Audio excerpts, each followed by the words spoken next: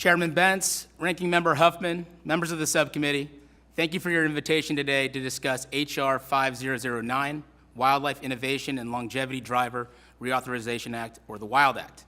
I'm here as a representative of Safari Club International, or SCI, an organization that has long prioritized conservation efforts here in the USA, as well as across the globe. Our organization's work on the ground in Africa, facilitated by the best available wildlife science, leads to the inescapable conclusion that the future of the continent's wildlife depends on the extraordinary power of community-driven conservation. When we say community-driven conservation, we mean that the African communities and the African people have not only the inalienable right, but also the knowledge of how to best protect the wildlife species whose habitats are within their borders and indeed in their backyards. That is why SCI supports the WILD Act, as it represents the largest U.S. Fish and Wildlife Service allocation of funds toward community-driven conservation projects in southern and eastern Africa, including, but not limited to, range states such as Zimbabwe, Zambia, Angola, Namibia, and Botswana, which make up the Kavango-Zambezi Transfrontier Conservation Area, or CAZA.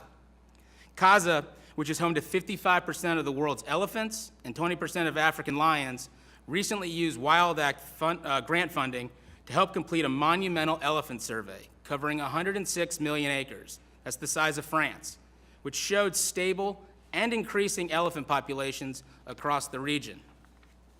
The reason for this success? The incorporation of sustainable use strategies, often more plainly referred to as legal regulated hunting. Southern African wildlife officials and African wildlife scientists agree that the incorporation of legal, regulated hunting is an essential component of larger conservation strategies, scientifically proven to save wildlife habitat from human development, bolster economic opportunities for rural African communities, and combat the criminal and unregulated killing of wildlife, also known as poaching. Congressional reauthorization of the WILD Act should further fund and acknowledge these countries' proven conservation strategies, especially with respect to not only African elephants, but also Asian elephants, rhinoceros, tigers, and turtles. All of this points to one glaring truth.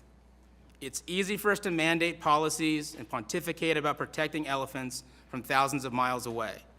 But look at what successes we can bring about when we incorporate, instead of reject, the expertise of the people who coexist with these animal populations. Unfortunately, the U.S. Fish and Wildlife Service currently administers the WILD Act in a way that all too often hinders community-based conservation.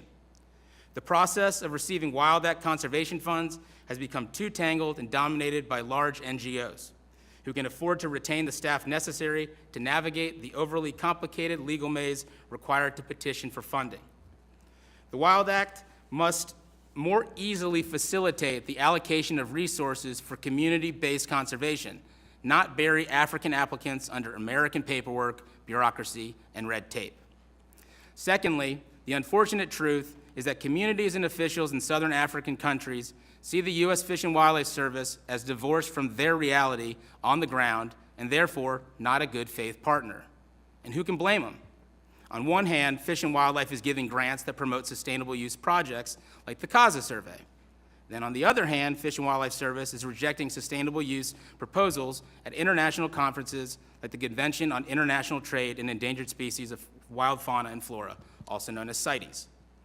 When the leadership of Fish and Wildlife Service speaks out of both sides of its mouth, African stakeholders do not see a reliable ally.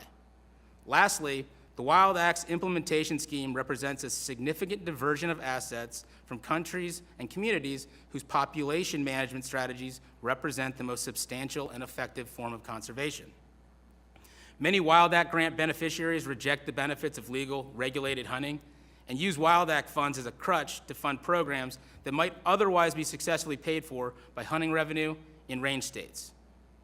Why are we subsidizing a choice to be less efficient and less strategic?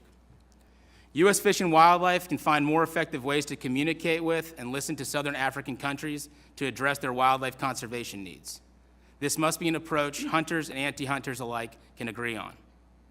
SCI remains very supportive of the WILD Act, but we suggest that Congress use its oversight function to ensure that community-based conservation funds reach the African communities that need it most, rather than the coffers of multinational NGOs. Such reforms to the application process would ensure the WILD Act fulfills its true mission of funding effective conservation. Thanks for your time, and I welcome any and all questions from the committee.